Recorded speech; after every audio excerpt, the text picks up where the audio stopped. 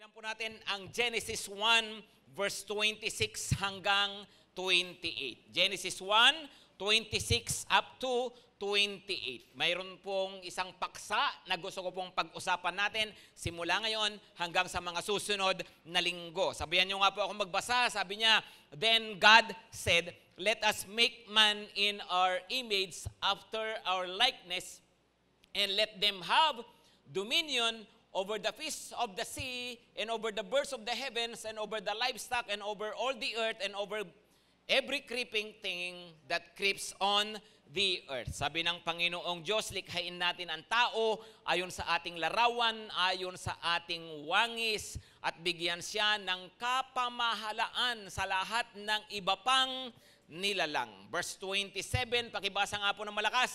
Sabi niya, "So God created man in His own image. In the image of God, He created him.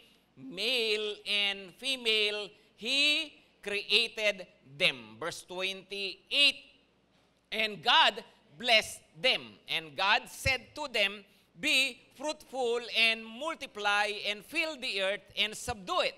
And have dominion." Inulit-ulit yun. Ano po? Have dominion. Pakisabi ng malakas, dominion over the fish of the sea, and over the birds of the heavens, and over every living thing that moves on the earth. Ngayon po, gusto ko pong pag-usapan natin yun pong salitang stewardship. Pag po sinabi pong stewardship, ano po ba yun? Yun po, pag sinabi pong steward, ang ibig pong sabihin niyan ay katiwala. Yun, pag isabi po ng malakas, katiwala. Tingnan nyo nga po yung kakatabi po ninyo kung mukhang katiwa-tiwala. No? Sa buhay po, kailangan maintindihan natin na ang buhay po mismo ay stewardship. Okay? Ano po ang buhay? Ang buhay po ay ipinagkatiwala lang sa atin lahat ng bagay na mayroon po tayo, pinagkatiwala lang sa atin. Ang malaking tanong, ano ka, katiwala o katiwaldas? Yung iba katiwalwal, no? Yung ginamit lang yung buhay sa pagbibisyo at kung ano-ano pang hindi magaganda. Yung iba naman po katiwali, mga walang mga pinaggagawa sa buhay. Okay? Kaya nga po mahalaga na pag-usapan po natin ito. And out of these verses na binasa lang po natin, mayroong ilang bagay na dapat po maging very clear po sa atin. Number one po ay ang Diyos ang talagang may-ari. Pakisabi po ng malakas, ang Diyos ang talagang may-ari. Pakilakasan. Ang Diyos ang talagang may-ari, no? As stewards, we have to understand, no, ang Diyos ang talagang may-ari. Dahil tayo po ay mga katiwala lang, unang-una po na dapat maintindihan po talaga natin is that God is the creator and owner of everything. Lahat ng bagay, siya ang may gawa. Sabi po niya dyan sa mga verses na binasa po natin, nilikha ng Panginoon ang lahat sa unang araw hanggang sa ika-6 na araw, nilikha niya ang tao. Yun nga po yung verse na binasa natin. At dahil nga po sa siya ang may likha ng lahat, siya po ang may-ari ng lahat ng bagay. Maaring iniisip po ninyo, talaga ba? No? Talaga bang lahat ay nilikha ng Diyos? Opo, lahat po ng bagay na nakikita natin, kahit di natin nakikita, nararamdaman natin, kagaya ng hangin, lahat po ng yan ay galing sa Diyos. Sabi nung iba, pati yung microphone na hawak mo, Pastor, yes, pati itong microphone na hawak ko galing sa Diyos. How is that? Well, ganito po, kailangang maintindihan natin na ang tao makakalikha lang ng isang bagay mula sa mga bagay na dati nang andyan. Tama? Tama? Man can only create something out of something. It is only God who is able to create something out of nothing. Ulitin ko yon. Ang Diyos lang ang may kakayahan na gumawa ng mga bagay na galing sa wala. Hello? Hello? Ano raw? Ang Diyos lang ang may kakayahan na gumawa ng bagay na wala, na galing sa wala. Ang tao, mayroon lang makakayahang makalikha mula sa mga bagay na meron na. So, ibig sabihin, itong microphone na hawak ko, totoo, likha to ng tao, yung damit na suot mo, likha yan ng tao, pero saan galing ang raw materials? Saan galing yung mga ginamit? Galing po sa likha ng Panginoon. Bakit? Kasi nga po, ang tao makakalikha lang ng isang bagay mula dun sa mga bagay na dati nang nilikha. Yung mga chips na mayroon tayo, of course, sino bang may likha ng buhangin? Yun po ay walang iba kundi ang Panginoon. Amen? So ang Diyos lang ang may kakayahan na gumawa ng mga bagay na mula sa wala. Sa pamagitan lang ng kanyang salita, magkaroon ng mga halaman, nagkaroon. No? Kasi nga po, si Lord lang ang kayang gumawa noon. Let there be light, let there be earth. No? Lahat po ng yon sa pamamagitan lang ng salita ng Panginoon. Pero mula sa mga nilikha ng Panginoon, nakakalikha ang tao. So ibig sabihin, ultimately, ang lahat ng bagay na nakikita natin sa ibabaw ng mundo ay galing sa Diyos. So kung lahat ng to galing sa Diyos, anong ibig sabihin? Siya ang may-ari ng lahat. Pakisabi sa katabi, si Lord ang may-ari. Pati buhay mo. Okay? Tingnan lang natin itong mga verses na ito. Psalm 24 verse 1, Psalm 22 verse 1 para ma-establish po natin yung katotohanan na yan. Okay? Sige po, pakibasa nga ng malakas. The earth is the Lord's and the fullness thereof, the world and those who dwell therein. Ano raw? Sabi niyan sa Tagalog, ang daigdig ay pag-aari ng Diyos at ang kabuuan nito, ang sanlibutan at lahat ng naninirahan dito. Sino raw ang may-ari? Walang iba kundi ang ating Panginoong Diyos. So ibig sabihin, lahat ng mga bagay na to, lahat ng nakikita natin, at kasama ka doon. Pakitignan po yung katabi ulit, pakisabihan, kasama ka doon. Bakit? Kasi nga, those who dwell therein, lahat ng nananahan sa mundo, kasama sa pagmamay-ari ng Diyos. Okay, ito pa. Psalm 104, verse 27 to 29. Pakibasa ng malakas. This all look to you, to give them their food in due season. Verse 28, when you give it to them, they gather it up. When you open your hand, they are filled with good things. When you hide your face, they are dismayed. When you take away their breath, they die and return to their dust. No? Sabi niya, ang lahat ng iba pang mga nilikha ng Panginoon, kanino raw umaasa para sa kanilang makakain? Umaasa po galing sa Panginoon. Okay? Umaasa. Ngayon sabi niya, kung ibibigay mo ang pangangailangan nila, busog sila. Pero kung ipagkakait mo, patay sila. Kung ipagkakait mo, pati yung hininga sa kanila, patay sila. Kasi nga, ang Diyos ang may hawak ng lahat ng bagay. Okay? Ano pa? Tingnan nyo ito, Psalm 50 verse 10 to 12. Psalm 50 verse 10 to 12, sabi naman ng Panginoon, for every beast of the forest is mine, the cattle on 1,000 hills, I know all the birds of the hills, and all that moves in the field is mine. If I were hungry, I would not tell you, for the world and its fullness are mine. Again, paano pa ulit-ulit? Sabi ng Panginoon, it's mine. Pagkasabi po ng malakas, it's the Lord's. No? Oh, kala ko sasabihin mo, it's mine. No, no, it's the Lord's. Amen? So lahat daw ng bagay, ano raw? Sabi ng Panginoon, lahat ng yan ay pagmamay-ari ko. Ibig sabihin, lahat ng nakikita natin. Naniniwala ba kayo doon? Come on mga kapatid. Na lahat, base doon sa mga verses na binasa natin, ikaw mismo, yung buhay mo mismo, pagmamay-ari ng Diyos. Okay? Yung mga mahal mo sa buhay, pagmamay-ari ng Diyos. Come on, sino naniniwala doon? No? Yung mga tingin mo, pinaghirapan mo, naipundar mo, ultimately, sino ang may-ari? Walang iba, kundi si Lord. Okay? Yung kotse mo, sino may-ari?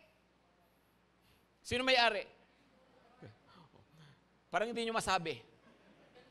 Lahat ng yan galing kay Lord at si Lord pa rin po ang may hawak. Bakit? Dahil nga po sa siya ang gumawa ng lahat ng pinanggalingan nito. Amen? Pati yung kakayahan ng gumawa ng mga bagay na yan galing sa Panginoon. Maliwanag po ba? Okay? Ano pa? Yung iyong trabaho, naniniwala ba kayo kay Lord yan? Yung iyong negosyo galing kay Lord, right? Okay? Kaya ibig sabihin, itong mga bagay na mayroon tayo, sabi ng Panginoon, it's mine. Lahat ng bagay na yan, ako ang may-ari. Okay, ito pa ha, sabi po sa Daniel 5 verse 21. Okay, pakibasa po ulit ng malakas. He was driven away among the children of mankind, and his mind was made like that of a beast, and his dwelling was with the wild donkeys. He was fed grass like an ox. Sino ba ang tinutukoy dito? Ang tinutukoy po dito ang isang napakasikat, napakagaling na hari ng kasaysayan na si Nebuchadnezzar. Napakatindi po ng kanyang kapangyarihan, pero dahil po sa kanyang kayabangan, sabi niya, may time na tinitingnan niya lahat ng kanya nasasakupan. Sabi niya, ang galing-galing ko talaga, lahat ng to, gawa ko, lahat ng to. Ganun po si Nebuchadnezzar sa aklat ng Daniel. Tapos po, right there and then, siya po ay nabaliw. Kaya nga po raw yan, sa binabasa natin, nagmistula raw siyang hayop. Kinakain niya ay damo. No? Pero bakit daw itinulot ng Diyos o hinatulan siya ng Diyos na ganun ang mangyari sa kanya? Kasi sige, tuloy natin pagbabasa. Oh, Daniel 5:21. Ituloy natin pagbabasa. Okay, sabi po niya, okay, dito ko na lang basahin, ha? Until he acknowledged that the Most High God is sovereign over all kingdoms on earth and sets them over anyone he wishes. Sabi po sa NIV, hanggang sa ma-realize ni Nebuchadnezzar na ang lahat ng paghahari, lahat ng kaharian ay nasa kamay ng Diyos at ang paghahari ay nasa kamay niya at pwede niya itong mabigay kung kanino niya gustong ibigay. Ibig sabihin, pati yung mga posisyon, pati yung mga naabot ng mga tao. Ibig sabihin, kung gugustuhin ng Panginoon na ibigay niya ito sa isang tao, kaya niyang ibigay. Kung gusto niyang tanggalin mula sa isang tao, kaya rin niyang tanggalin. No? Kasi nga, lahat ng bagay ay pagmamay-ari ng Lord. Amen? Pakisabi po ulit ng malakas, come on, pakisabi ng malakas, ang Diyos ang may-ari.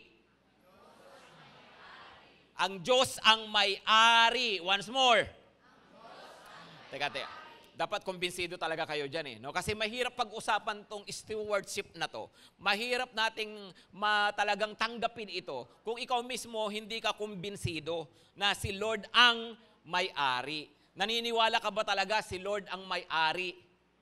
Come on. No? Kasi, paano mong sasabihin na gusto kong mapagkatiwalaan ako ng Diyos? Tingin mo yung mga bagay na mayroon ka, pagmamay-ari mo.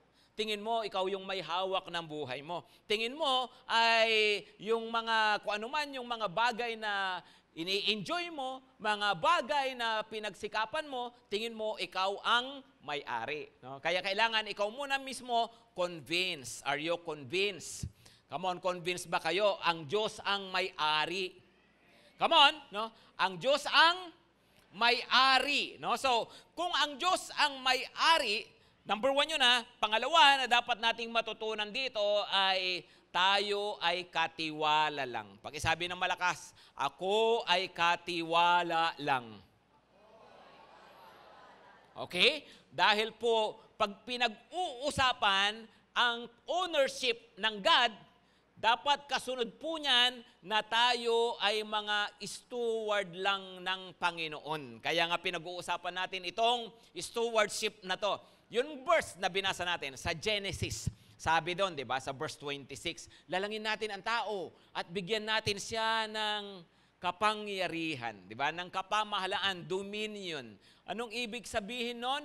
Na siya ang mamamahala, siya ang bahala sa lahat ng iba pang nilikha ko, sabi ng Panginoong Diyos. Pagkatapos, inulit-ulit yon. Pagdating sa verse 28, binasbasan niya ang tao, tapos sumunod na sabi ng Panginoon ay binigyan sila ng dominion. Binigyan ng kapamahalaan sa lahat ng bagay. Okay? So kung dominion, pakisabi ng malakas, dominion, ibig sabihin yan, si Lord ang ruler at ang tao ay co-ruler. O kaya, kung si Lord ang hari at ang tao ang kanyang tagapamahala sa daigdig. Kaya nga ang tawag ng iba dyan ay vice-regent o kaya viceroy. Anong ibig sabihin nun? Kung si Lord yung regent, siya yung naghahari, ang tao vice. Kaya siya ang tagapamahala. So ibig sabihin, sa dominion na yan, mayroong kasamang responsibility. Kapag sinabing dominion, hindi lang rule, kundi responsibility. Pakisabi ng malakas, responsibility. Nung nilikha ng Panginoon si Adan sa si Eva, inilagay sila sa hardin, Genesis 2 verse 15. Ang sabi doon ay inilagay sila sa hardin to work it and to keep it. Yan. Ibig sabihin, hindi lang sila para maging hari ng kagubatan, no? At hindi para maging hari lang, maghari-harian. Hindi. Mayroon silang responsibility to work it and to keep it. Ibig sabihin po nun, sila ay pinagkatiwalaan nga kasi ng Panginoon. Ngayon, ano ba yung mga pinagkatiwala sa atin? Kung babalikan ninyo, yung Psalm 24 verse 1, nakalagay doon, sabi niya uli, pakibasa ulit ng malakas mga kapatid, the earth is the Lord's and the fullness thereof, the world and those who dwell therein. Lahat ay sa Panginoon, sabi niya, pagmamay-ari niya, at kung lahat ng ito, pagmamay-ari niya, ano ang susunod na dapat nating ma-realize? Ako ay katiwala lang sa lahat ng ito. Okay? So kung ako ay katiwala, ano yung mga pinagkatiwala sa akin? Una, possessions. Pakisabi ng malakas, possessions. Bakit? Sabi niya, ang lahat ay pagmamay-ari ng Diyos at ang kabuuan ng nasa daigdig. Possessions, properties, ano man yung mga bagay na mayroon tayo, lahat ng yan ay galing po sa Panginoon at lahat ng yan pinagkatiwala sa iyo. O, tanong po ulit, ha? Naniniwala ba kayo pinagkatiwala lang sa inyo yung bahay ninyo? Hello? Sabi ng iba, di ako makasagot, Pastor, wala akong bahay. No? Di, pag magkakaroon ka na ng bahay, no? Yung mga kabataan natin dyan, di ba? O, ano pa? Naniniwala ka ba? Pati yung asawa mo pinagkatiwala sa iyo ni Lord. Yung anak mo pinagkatiwala sa iyo ng Panginoon. Naniniwala ba kayo yung sarili natin mismo pinagkatiwala ng Diyos sa atin? Come on! Ibig sabihin, kasi at lahat ng naninirahan dito, kasama ang mga tao. So, ibig sabihin, possessions, people, saka yourself, your own person. No? Ikaw mismo. So, itong tatlong ito, lahat ng to ay ipinagkatiwala sa iyo. Ano ulit yon? Possessions, people, and self. Okay? Ano ulit yun? Come on. Possessions, people, and self. Lahat ng yan pagmamay-ari ng Diyos. At kung pagmamay-ari ng Diyos, lahat ng yan ay ipinagkatiwala lang sa atin. Katiwala ka sa tatlong ito. Alam niyo, maganda, halimbawa itong salitang possession, ha? Sa Tagalog, di ba? Pag sinabing properties, ano ba yung Tagalog niyan? Ano ang Tagalog natin? Ari-arian, di ba? Ari-arian. Bakit ari-arian? Okay, pinag-uusapan natin kanina, si Lord ang may-ari at ikaw naman, mayroon ka ngayong ari-arian. Pag sinasabi nyo yung salitang ari-arian, ano ba ang ibig sabihin nun? Maganda kasi yung mga gamit na salitang mga Tagalog minsan wala sa English, wala sa ibang lingwahe. Pag sinabi mong ari-arihan, ano ang pagkakaiba nun sa bahay-bahayan? Di ba? Parang kapag sinabi mong ari-arian, kunwari lang iyo. Pag bahay-bahayan, kunwari lang bahay mo. Tama? Tama? At maraming mga bagay sa mundo na sa totoo lang, akala mo lang iyo, pero kunwari lang yon iyo. No? Baka pati yung jowa mo, jowa-jowahan lang yan. Diba? Pati yung asawahan, meron ba ganon? The point is, hindi kasi ikaw talaga ang may-ari. Di ba? Pag sinabing ari-arian, ultimately, sino ang may-ari? Walang iba kundi si Lord. Halimbawa, di ba? Halimbawa, yung lupa, nakabili ka ng lupa. Totoo, maari nakapangalan sa'yo, pero ari-arian lang yan. Dahil sa totoo lang, anytime pwedeng mawala sa'yo yung lupa na yan. Tama? Pag ikaw namatay na, kahit pa Kahit pa sabihin mo, ang haba ng buhay mo, ang dami mong napundar, pero pag nawala ka na, hindi na yun iyo. Malilipat na sa pangalan ng ibang tao. Di ba? Tama? Ang matitirang ari-arian, ano na lang?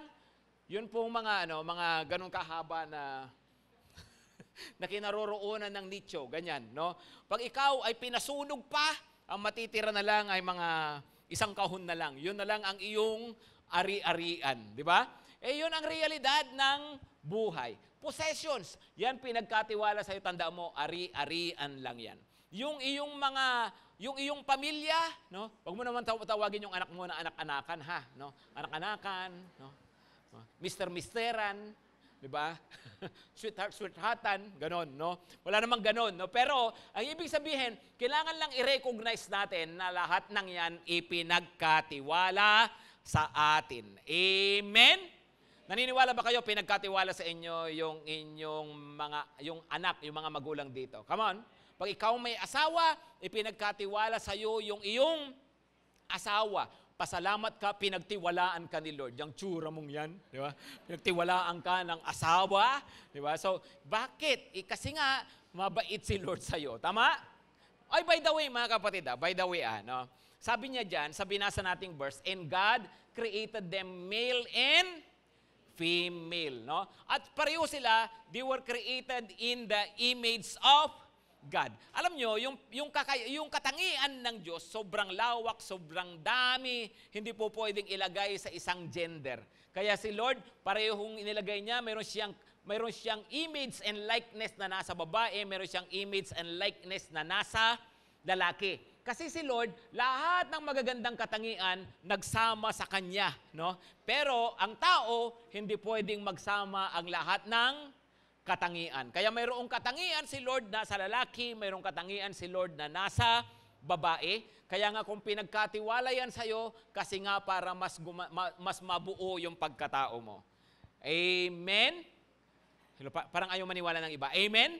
Okay, so, ganun pala yun, no?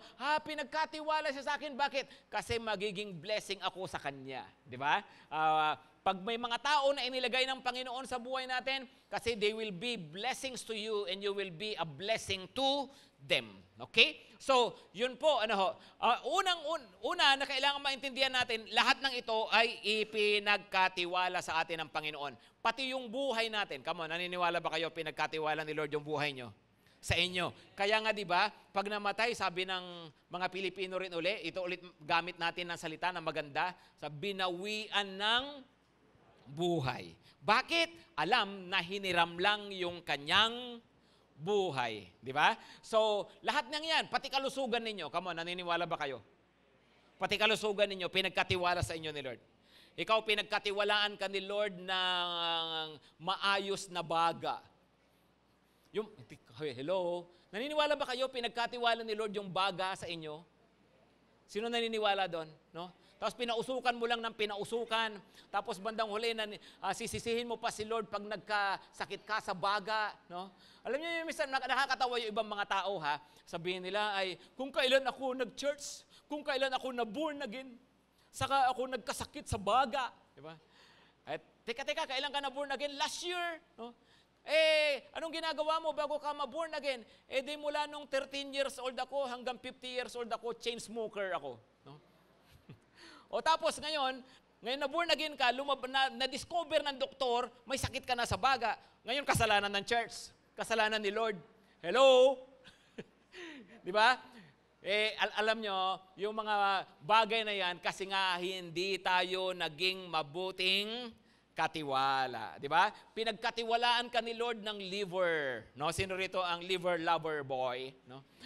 Pinagkatiwalaan ka ng liver, kaso walwal ka, no? O kumusta na yung liver mo, boy? No? Kumusta na? Di ba? Yung mga kalusugan natin, lahat ng yan pinagkatiwala lang din sa atin ng Panginoon. Amen? Okay, so mahalagang maintindihan natin to, possessions, people, ourselves, our own self, lahat ng yan dapat maging mabuting katiwala tayo. Okay? O ngayon, tatlong bagay na kung nire-recognize natin na si Lord ang may-ari ng lahat ng bagay, kung nire-recognize natin na tayo ay katiwala, ilang bagay pa na magandang ma-realize natin, ha? Number one, we are deprivable. Okay? Si Lord pala may-ari. Ako pala, katiwala lang ako. So, kung ako katiwala at si Lord ang may-ari, ano ang dapat kong ma-realize? Number one, we are deprivable. Pakisabi ng malakas, deprive. Utang na loob, deprive. Okay. So, pag sinabi pong deprive, ano ibig sabihin? Tinanggalan ka, nawalan ka. Okay? Anong ibig sabihin nito, di ba? Halimbawa, yung mga nasa bilangguan, ang tawag sa kanila, medyo pasosyal na tawag ay person deprived with liberty. Di ba? Pero, ba't ba pinahirap pa nila? Pwede namang preso na lang. Pwede rin puga. Di ba? Basta, person deprived with liberty. No? So, ibig sabihin, bakit ganon? Kasi nga, ngayon sila ay walang kalayaan. Nawalan ng kalayaan dahil nga sa kanilang nagawang laban sa batas. Okay? So kapag sinabi pong deprive, ay yan yung mga bagay na nawawala sa atin. Pwedeng sa bilanggo nga, kalayaan. Yung iba na-deprive ng pera, na-deprive ng kapayapaan. Ang daming pwedeng ma-deprive. Pag sinabi pong deprivable, ang ibig sabihin ay kahit anong mayroon ka, kahit ano sa tingin mo, yung pinagmamalaki mo, anytime pwedeng mawala. Pwedeng mawala. Come on, sinong naniniwala doon? Come on, sino naniniwala? Diba? Na hindi mo po pwedeng sabihin, malabo yan, sa dami ng sa dami na ng naipundar ko, sa dami ng ipon ko, hindi na ako maghihirap kahit kailan. Sigurado ka dyan? No? We are always deprivable. Ay anytime, no, pwede kapag gustong i-deprive ka ng Panginoon kasi hindi ka naging mabuting katiwala, mawawala lahat. Naalala ko, dati meron tayong isang may edad na nakasama dito sa church. Salamat sa Panginoon, nakakilala siya sa Panginoon bago siya mamatay. Namatay siya nung panahon ng pandemic, 2022 yata. Pero anyway, ang kwento niya, taga 7th Avenue to, nung may kalakasan niya, ay may-ari siya ng 50 buses, no? Ang alam ko 30 o 50, pero ang alam ko 50, no? Meron siyang 50 na bus na dito nagbibiyahe sa EDSA, no? Dito sa Kamaynilaan. Imagine kung meron kang 50 buses, anong ibig sabihin nun? Maramang meron siyang 50 driver, no? Yung ba ibig sabihin nun? Ibig sabihin nun, mayaman siya, tama? May kaya sa buhay. Kaso ayun, nagbisyo, mabaero, nagdrugs. Nung hindi pa siya Christian, siyempre, kinukwento na lang niya nung magkilala ko na siya. At lahat ng to, no, sa isang iglap, nakita na lang niya, nawala lahat sa kanya. No? At nung ma-meet ko po siya, masiran ng gospel, nung mapunta siya rito sa church, yun po yung time na wala na po lahat ng ito. At mabuti na lang nakakilala po siya sa Panginoon. No? At hanggang sa huling sandali, at least nakakilala siya, tumanggap siya sa Panginoong Hesukristo. Pero the point is, mayroon kang 50 buses, sa pagtingin ng tao, pag titingnan mong ganyan, parang asensado na to, parang mahirap nang maghirap to. Tama? Tama? Pero, pwedeng mawala. Pwede tayong ma-deprive. Right? Tama? Pwede mong sabihin, mayroon na akong bahay, hindi na ako mangungupahan kahit kailan. Sigurado ka dyan? No? Maraming pwedeng magyari at madi-deprive. Right? Meron na akong kotse, kahit kailan din ako magko-commute. Sigurado ka dyan, no? Alam niyo po, we are all deprivable. Okay? Na pwede mong sabihin, tong pogi kong to, no? Hindi ako magiging single habang buhay, no? Hindi ako mawawalan ng jowa, di ba? Lagi akong jowable, no? Ganun tingin mo sa sarili mo, maniwala ka dyan. Dami ko rin nakita, ang pupogi ng kanilang kabataan, ngayon nabubuhay na malungkot na mag-isa. Hello? Di ba? Ang gaganda, pero ngayon, ang lungkot ng buhay. No? Bakit? Pag hindi tayo naging mabuting katiwala, we are deprivable. No? Patingnan yung katabi, pakisabihan, sana maging mabuting katiwala ka ng iyong ganda at ng iyong kapugihan. Ba't di mo masabi? Pero yun ang reality ng buhay. We are deprivable. Amen? Si Adam and Eve, nilikha ng Panginoon sila, nilagay sa hardin, nung nagkasala sila, hindi sila napagkatiwalaan, pinalaya sila ng Panginoon sa hardin. They were deprived of immortality. They were deprived of the garden. No? Nawala sa kanila lahat ng magagandang mga bagay kay Adam and Eve dahil hindi sila napagkatiwalaan doon sa hardin. Sila ay sumuway sa Panginoon. Maliwanag po ba? So that's number 1, we are deprivable. Number 2, we are replaceable. We are replaceable. Anong ibig sabihin yan? No? Pag sinabi mong replaceable, titingnan nyo po sa Bible na halimbawa, yung una nating binasa kanina, sa Daniel, si Nebuchadnezzar. Di ba anong sabi ng Panginoon? Ako ang may hawak. Kahit hari ka ngayon, kung gusto kitang ibaba, wala yan, tanggal ka. No? Kaya ang tawag sa paghahari, hari-harian lang. Di ba? Kunwari lang yun, kala mo lang. Di ba? Si Saul, hindi naging mabuting katiwala, hari ng Israel, natanggal siya sa paghahari, pinalitan siya ni Haring David. Ibig sabihin, ano mga bagay na tingin natin ay atin na, kalagayan na natin sa buhay, ano mga bagay na tingin natin ay parang hindi na tayo matatanggal dyan, uwe ang sagot dyan. Bakit? Kasi nga, anytime pwede tayong ma-replace. Diba? Anytime pwedeng mawala. No? Kasi nga, tayo po ay replaceable. No? Pakisabi ng malakas, replaceable. Kahit pa sa tingin natin, ay hindi, malakas kapit ko rito. No? Matatag ako sa pwesto ko. Akala mo lang yon. Pero we are all replaceable. Amen?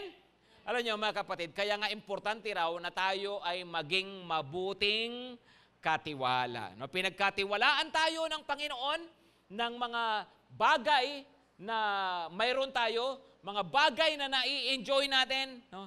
Tandaan natin, hindi ibig sabihin na lagi tayong andyan. Actually sa trabaho, sa totoo lang sa trabaho, lahat naman tayo ay, alam natin, replaceable tayo. Pag namamasukan ka, di ba? Tama? Pag ikaw tumanda, pag ikaw nag-resign, pag ikaw nag-retire o anumang dahilan mo, sa totoo lang, ang mga kumpanya, ang dali-daling magpalit. Tama? Pero ganun din naman, mahalagang maintindihan natin na kahit kay Lord, sa totoo lang, kayang-kaya niya tayong palitan.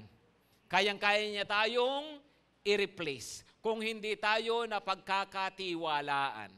Amen. No? Sa lahat ng bagay, sa mga posisyon natin, sa mga mahal natin sa buhay, pwede tayong ma-replace. Right? Halimbawa, kahit sa mahal sa buhay, kung sa anak mo, malupit ka sa anak mo, na pinagkatiwala sa iyo ng Panginoon, mamaya magugulat ka, ba't ang agan nag-asawa ng anak ko? No? Kasi baka hindi ka na mapagkatiwalaan, pinagkatiwala na siya sa iba. Pwedeng yung mga mahal sa buhay na kumpanting-kampanti ka, no? Pero you wouldn't know because we are all replaceable. Amen? Alam nyo, kahit ganito yan, kahit sa ministry, kahit sa paglilingkod natin sa Panginoon, we have to remember, we are replaceable. Pakisabi ulit ng malakas, replaceable. Kahit sa mga bagay na binigay sa atin ng Lord na magagandang mga bagay, hindi man sa ministry, mga magagandang ginagawa natin, sa trabaho, sa business, lahat ng yan, we are replaceable. No, alam nyo, pag tayo po nare-replace, may mga pagkakataon na ang feeling natin, di ba, may nare-replace ka, pwede ka kasing ma-replace sa mahirap na paraan, yung masakit na paraan, yung feel mo talaga na pahiya ka, di ba, naramdaman mo talaga, at itong pagkaka-replace na yan, siyempre dinaramdam natin yan. Pero alam nyo ba, pwede tayong ma-replace na parang akala mo ay okay lang. Hindi mo ininda, pero sa totoo lang, akala mo, decision mo kasi, pero actually, you were replaced. Diba? Tayo ay na-replace. Anong ibig kong sabihin dito? Kung, halimbawa po, no, na yung isang tayo, halimbawa sa ating paglilingkod sa Panginoon, ang iniisip natin ay, ayoko na, tinatamad na ako, yung wala ka ng gana, tapos ayaw mo nang ituloy yung paglilingkod sa Diyos, no? Ay alam po ninyo, pwedeng ang feeling natin, no, gusto ko nang magpahinga. Gusto ko nang itigil, di ba? At kapag itinigil natin, kapag nawala sa atin 'yon, we feel like we are relieved. Di ba? Kala natin, na-relieve ako. Pero sa totoo lang, ang nangyari doon, you were not relieved, you were replaced. Bakit? Kasi nakita na ng Panginoon yung maling attitude. Yun lang, hindi mo feel. Hindi ka nga lang napahiya, hindi ka nga lang parang nasaktan. Pero ang totoo, you were replaced. Bakit? Dahil sa ating attitude. We can be replaced. And sometimes we think we are doing ourselves the favor. We are doing ourselves favor sa mga bagay na ginagawa po natin. Pero sa totoo lang, we are being replaced. Kala natin, hindi mo feel kasi talaga namang parang wala ka ng gana.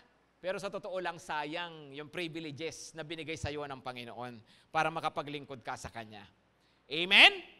Okay? So that's number 2. We are replaceable.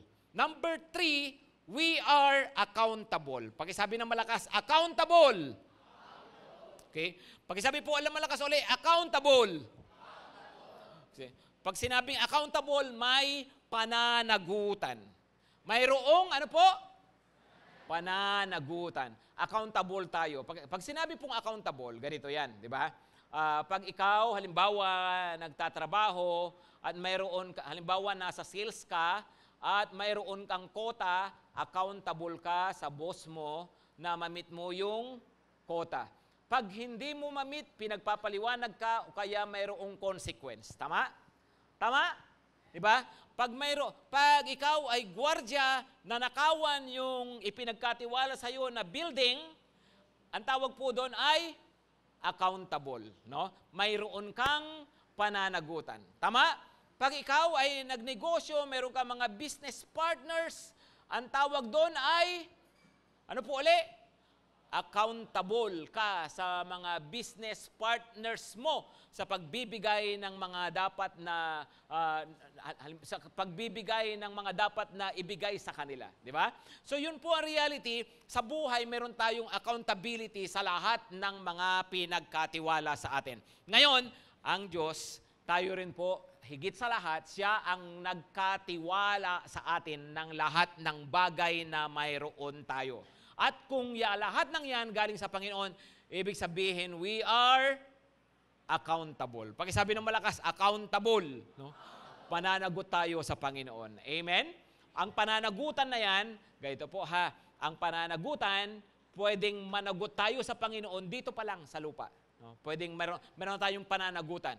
Ngayon, ganito po. Ang maganda, pag tayo accountable sa Panginoon dito sa lupa, no? Pero siyang pinagkatiwala sa atin, at hindi tayo naging mabuting katiwala, pagkatapos pinanagot na tayo ng Diyos dito sa lupa, halimbawa sabi niya, hindi kita napagkatiwalaan doon sa binigay ko sa iyong trabaho, magmula nung magkatrabaho ka, kinalimutan mo na ako. No? Tapos tinanggalan ka ngayon ng trabaho ng Panginoon o nagka-problema ka sa trabaho mo o sa negosyo mo. Tapos, ibig sabihin nun kasi nananagot po tayo kay Lord. Ang maganda naman doon, ganito, pwede ka pang bumawi, tama? Kasi buhay ka pa naman, right? Lord, patawarin mo ako. Papakabait na po talaga ako. Magbabago na ako. And pwede ka pang tulungan ng Panginoon para makabawi. Right? Mayroon ka pang chance habang tayo ay nasa lupa. Pero ang mabigat, yung accountability natin, pag doon na sa kabilang buhay. Doon na sa presensya ng Panginoon. Bakit? Kasi doon wala nang bawian. Pag tayo humarap na talaga sa trono ni Kristo, mananagot na po tayo, doon ay wala nang bawian. Amen? Kaya nga, kung accountable tayo, magandang pag-isipan natin, pag balang araw, harap tayo sa Panginoon, sasabihin ng Panginoon, ikaw, dinala kita sa church, dinala kita sa GTC, binigyan kita ng gifts, binigyan kita ng abilities, binigyan kita ng blessings. Paano mong ginamit lahat ng yon nung dulhin kita doon sa church ko, sabi ni Lord. No? Accountable pala tayo doon. No? Ikaw, binigyan kita ng pamilya. Ano ang ginawa mo sa iyong pamilya? Binigyan kita ng ganitong mga kakayahan, ganitong kalakasan. Ano po ang ginawa natin sa lahat ng yon? And we are all accountable. Pakisabi ulit ng malakas, accountable. So as stewards, tayo raw ay ano? Come on, ano raw tayo? Deprivable, replaceable, and accountable. Tumayo na tayo lahat. Sige po, tayong lahat.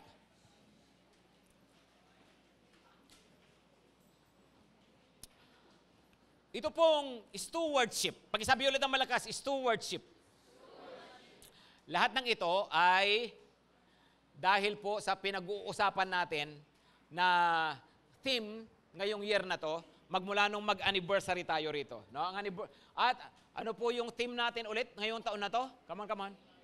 Ano raw? No? Redeeming the time. Pakisabi ng malakas, redeeming the time. So when you say redeeming the time, sulitin ang pagkakataon at talagang gamitin ng tama lahat ng oras, paano mong magagawa yon? No? When you become a good steward. Tayo ay naging mabuting katiwala. Kung gusto mo na hindi magsayang ng panahon, hindi magtapon ng oras, hindi magsayang ng mga pagkakataon na binigay ng Diyos sa buhay, if you want to redeem the time, ang tamang attitude ay maging mabuting katiwala ng Diyos. Ang oras, ang lakas, ang lahat na mayroon tayo, lahat ng yan, pinagkatiwala lang sa atin ng Panginoon. At kagaya nga ng sinasabi ko, limitado naman talaga yung oras, di ba? Limitado yung panahon. So, dapat sa bawat pagkakataon, tayo ay nagiging mabuting katiwala ng Panginoon. Amen? Pero, mga kapatid, nag-uumpisa nga yan sa lubos na pagkilala. Yung kumbinsido ka na si Lord ang may-ari ng lahat ng bagay. Amen? Yumuko lang po tayo sandali at pumikit. At kung mayroong isang bagay na gusto kong mag-sink in mabuti ngayon, sa puso natin, sa isip natin, ito ay yung pagkilala na si Lord ang may-ari. Ang Diyos ang may-ari. At kung nire-recognize mo yan, kung kinikilala mo yan, magpasalamat nga po sa Panginoon. Sige po, kinikilala nyo yan. Come on, thank the Lord. Magpasalamat sa Panginoon. Sa lahat ng mayroon ka. Yung buhay mo, yung kalakasan mo. Magpasalamat sa pamilya. Sige po, pagpasalamat nyo kay Lord, ibulong nyo sa Panginoon. Magpasalamat para sa inyong hanap buhay, sa pag-aaral, sa lahat ng mayroon kayo. Come on, thank the Lord. Magpasalamat sa Panginoon. Kilalanin natin ng buong puso na siya ang may-ari. Na siya ang may hawak ng buhay natin. Na siya ang pinanggalingan ng mga ito. Come on, thank the Lord.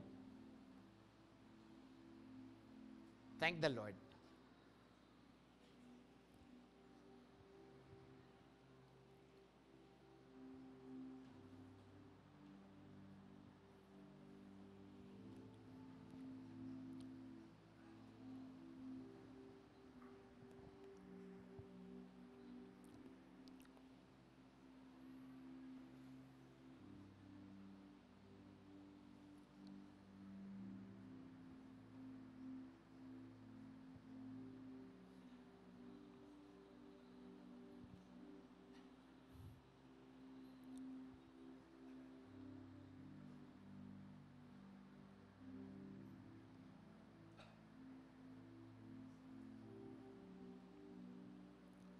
Opo, Panginoong Diyos, kinikilala po namin na lahat ng mayroon kami, kayo ang may-ari nito, Panginoon. At sa oras nga pong ito, lumalapit po kami sa inyo. Tulungan mo kami. Gusto namin na mapagkatiwalaan mo kami, Panginoon. Ng buhay namin mismo, ng mga taong binigay mo sa amin, ng mga bagay na ibinigay mo rin po sa amin, Panginoon. Tulungan mo kami na maging mabuting katiwala na lahat po ng ito. Even as a church, Lord, bilang isang church, bilang isang cell group, tulungan mo kami mapagkatiwalaan ng mga disciples, mapagkatiwalaan ng mga tao na mga kasama po namin, Panginoon. Lord, help us. Make us good stewards. At sa mga pagkakataon din, Panginoon, kung mayroon man na mga bagay na napipinto na, nanganganib na mawala sa amin dahil di kami napagkakatiwalaan ng mga ito.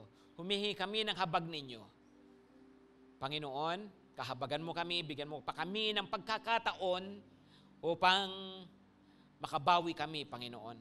At hindi matuluyan na mawala ang mga ito sa amin. Tulungan mo kami, Lord.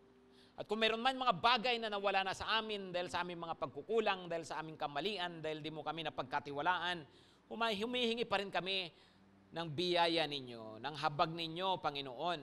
Tulungan mo po kami. Tulungan mo kami, Lord, na sana makabawi pa, Panginoon. Alam namin, kaya mong ibalik kahit yung mga bagay na wala na po sa amin, Panginoon. Tulungan mo po kami. Bigyan mo panawa kami ng pagkakataon. At sa lahat ng ito, Lord, magmula ngayong araw na to, gawin mo kaming mga mabuting katiwala. Salamat po, Panginoon. Marami pong salamat. Patuloy po tayong manalangin, magwakas na po tayo sa panalangin. At ngayon nga po, Panginoon, pinapanalangin ko na ang mga taga-GTC, patuloy pa kaming pagkatiwalaan, Lord. I-bless nyo nga po, Panginoon, yun pong ministry namin as a church.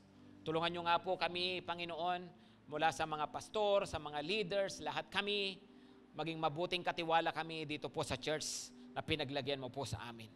Sa aming mga tahanan, sa aming mga hanap buhay, tulungan nyo kami, Lord, maging mabuting katiwala kami. Hiniling namin, Panginoon, na pagkatiwalaan mo pa kami.